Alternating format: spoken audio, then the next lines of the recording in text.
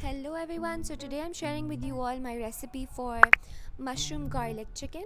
And to start off, I'm taking 4 chicken breasts and marinating them with some salt, pepper, chili flakes and some soy sauce.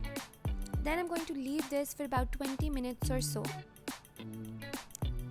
Next up, I'm going to be making my chicken stock for the sauce, and I'm using the quick way. I'm adding 2 chicken cubes into some water and boiling it until the cubes dissolve. Now I'm going to start working on the sauce.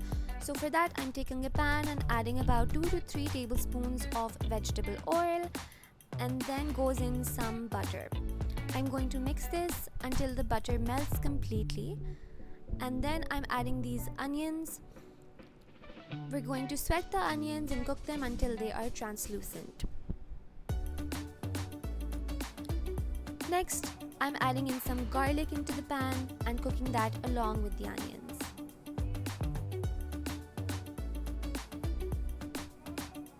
After that, I'm adding some ginger because I like the taste of it, but this is optional. And I am cooking the mixture all together. Next up, I'm taking these mushrooms and adding them alongside the other vegetables, and then I'm going to saute this for about 5 minutes.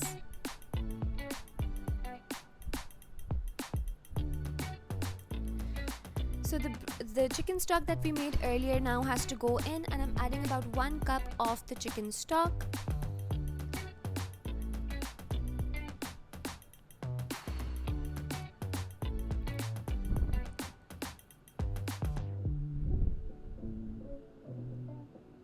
Now I'm going to let the stock simmer until the mushrooms release all of their flavor, and then I'm going to be adding about half a pack of the Nestle heavy cream and mixing it until the sauce thickens and absorbs all the flavor from the mushrooms and the vegetables that we put in.